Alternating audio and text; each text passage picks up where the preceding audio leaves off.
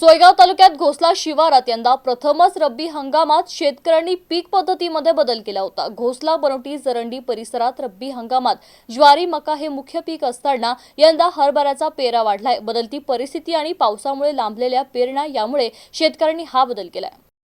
पेरणीनंतर पीक उगवणे होण्यापूर्वीच ढगाळ वातावरणामुळे रब्बी हंगामाबाबत प्रश्नचिन्ह उपस्थित होत होते। शिवाय मध्यंतरी वाढलेला गारठा यामुळे देखील पिकांवर किडीचा प्रादुर्भाव झाला होता। पण आता वातावरण निवळले असून शेतकऱ्यांकडे मुबलक प्रमाणात पाणीसाठा असल्याने सोयगाव तालुक्यातील घोसला बोटी शिवारात गहू, हरभरा, ज्वारी ही सगळीच पिके बहरू लागलीये। हरभरा व मका पीक मोठ्या जोमात बहरलंय। मध्यंतरी निसर्गाच्या लहरीपणामुळे या पिकावरही किडीचा प्रादुर्भाव झाला होता। मात्र वातावरण निवळता शेतकऱ्यांनी फवारणी करून पाणी दिल्याने आता हे पीकही बहरू लागलेत। सध्याचे वातावरण हे पीक वाढीसाठी उत्तम आहे। शिवाय शेतकऱ्यांकडे पाणीसाठाही मुबलक प्रमाणात असल्याने चिंता नाही। त्यामुळे खरीपात झालेले नुकसान भरून काढण्याची ही संधी असल्याचं कृषी तज्ञ ईश्वर सपकाळ यांनी सांगितले। हरभरा व मका पिकांच्या क्षेत्रात मोठ्या प्रमाणात वाढ दिसतेय। पोषक वातावरणामुळे हरभरा व मका पीक मोठ्या जोमात बहरले आहेत। त्यामुळे खरीपात झालेले नुकसान भरून काढण्याची ही संधी असल्याचं कृषी तज्ञ ईश्वर सपकाळ यांनी सांगितले।